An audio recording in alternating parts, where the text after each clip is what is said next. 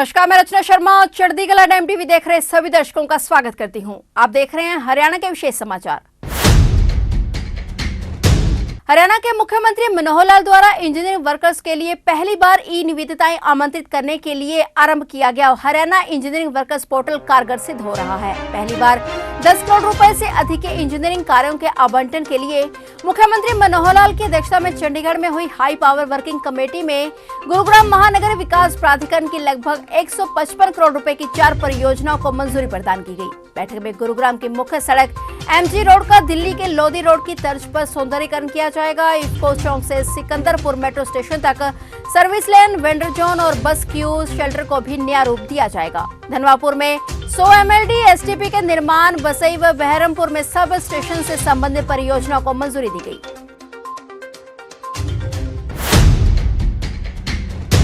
मुख्यमंत्री मनोहर लाल ने कहा कि केएमपी ना तो राष्ट्रीय राजमार्ग है और ना ही राज्य राजमार्ग है। यह एक एक्सप्रेसवे है। इस पर लिमिटेड एंट्री और एग्जिट पॉइंट होते हैं और उन्हीं स्थानों के आसपास जमीनों के रेट ज्यादा होते हैं। हरियाणा ऑर्बिटल रेल कॉरिडोर के लिए रेलवे एक्ट के तहत जमीन अधिग्रहण किया गया है। कलेक्टर रेट पुराना है, जिसके चलते भू मालिक अधिक भाव लेने के लिए ऑर्बिट्रेशन का फाइल कर सकते हैं और सीएम ने कहा कि सरकार भी इस मामले में उनका सहयोग करेगी। केएमपी को ये क्या है? ये नेशनल हाईवे है, स्टेट हाईवे है या क्या है? हाँ, मेरा कहना है, देखिए, ना तो ये नेशनल हाईवे है, ना ये स्टेट हाईवे है। ये एक्सप्रेस वे अलग एक कैटेगरी, ये केवल हमारी यहां नहीं है। ये नेशनल हाईवे ने भी एक्सप्रेस वे बनाए हैं और एक्सप्रेस वे का जो नियम है वो लागू नहीं होता कि सड़क के साथ सारी जमीन का रेट ज्यादा होगा।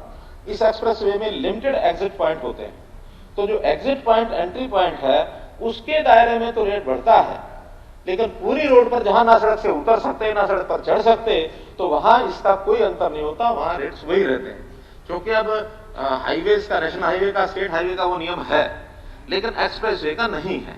कि जिस तरीके से, जिस प्रोपोर्शन के हिसाब से कलेक्ट्रेट बढ़ा करके, मेरी बात सुनिए, कलेक्ट्रेट बढ़ा करके मुआवजा दिया जाता है, तो जिस रेशो से कलेक्ट्रेट बढ़ा करके मुआवजा देते हैं, उसी रेट से, उसी रेशो से उसका स्टैंप ड्यूटी लगेगी। अगर कहीं कलेक्ट्रेट बढ़ा करके मुआवजा देने का प्रावधान नहीं है, तो वहां स्टैंप ड्यूटी नहीं होगी।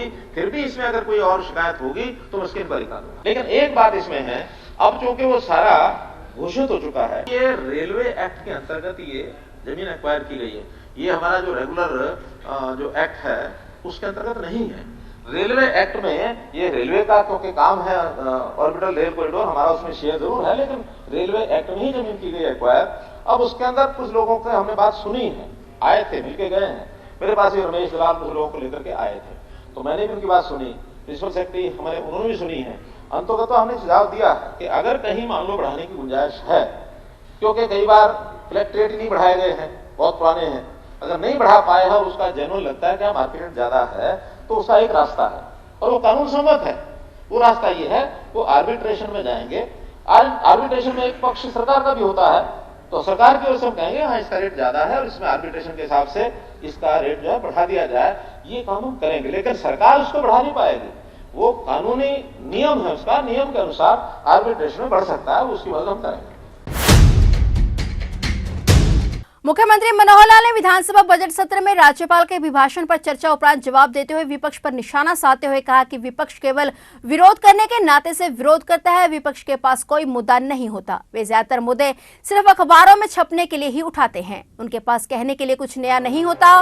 वहीं मुख्यमंत्री मनोहर लाल ने ई टेंडरिंग की व्यवस्था पर जवाब देते हुए कहा कि सरकार ने भ्रष्टाचार को 0 लेवल पर लाने के प्रयास किए हैं, एक सिस्टम खड़ा किया है, पंचायतों और शहरी निकायों को अधिक अधिकार दिए हैं, विकास के कार्य पंचायतें करवाएंगी, सरकार का काम फंड उपलब्ध करवाना है। हर पंचायत साल के शुरू में ही पोर्टल पर जो भी विकास कार्य किए जाने हैं उनकी सूची अपलोड करेगी। सरकार ने इस वर्ष की आखिरी तिमाही में 1100 करोड़ रुपए पंचायतों को दिए हैं। काम की जरूरतों के अनुसार पंचायतें इस राशि को खर्च कर सकती हैं। उन्होंने कहा कि टेंडर प्रक्रिया में पारदर्शिता के लिए इंजीनियरिंग वर्कर्स पोर्टल बनाया है। अब तक पंचायतों में 2 लाख रुपए से नीचे के 2890 काम शुरू हो चुके हैं। 3254 पंचायतों ने अपने प्रस्ताव पारित कर दिए हैं। 2 से 5 लाख रुपए तक के 3297 काम पोर्टल पर अपलोड हो चुके हैं। उन्होंने कहा कि लगभग 600 कॉन्ट्रैक्टर ने पोर्टल पर पंजीकरण करवाया है।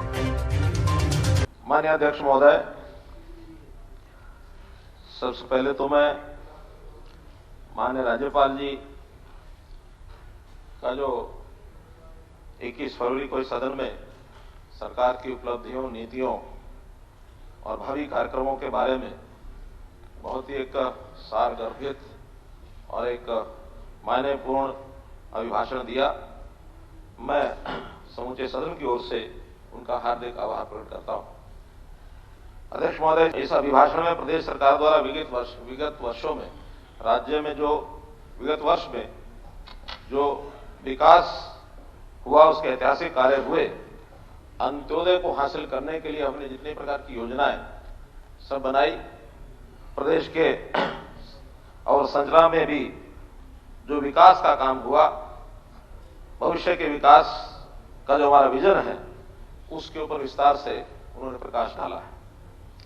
इस अभिभाषण के दौरान कुछ सदस्यों ने निश्चित रूप से आलोचना भी की है, कुछ सुझाव भी दिए हैं और कहीं कहीं दबी जबान में किसी विपक्ष के हमारे मित्रों ने भी उसको सार्थक भी कहा है। कुल मिलाकर के आलोचना हो, कोई बात नहीं, स्वस्थ आलोचना का मैं हमेशा समर्थक रहा, क्योंकि विपक्ष का एक मुख्य काम होता है सरकार के कामों में आलोचना करना, स्वस्थ आलोचना करना, एक आगे बढ़ने के लिए कोई कमी रह गई है तो उसके बारे में बताना। जहां तक इस विषय का मामला है, इसके लिए मैं जरूर स्वागत करूंगा, लेकिन बहुत चीजें ऐसी हैं जो बहुत ही एक अलग अंदाज में, अलग शब्दों में कहे जाते हैं, चालाकीपूर्ण व्यवहार भी बताया जाता है और कहीं ना कहीं ऊंचे सपने, ऊंची उड़ान देखने की बात भी उनकी रहती है। अब जोर शोर से बोलते हैं और उस बोलने में कभी कभी उनको लगता है कि इसका हमारा जो उद्देश्य है, जनता जो देख रही है, वो पर्पस पूरा होता है। वे बोले इतना कि कल अखबार में छप गए, वे बोले इतना कि कल अखबार में छप गए, वक्त गुजरा तो आज रद्दी में बिक गए।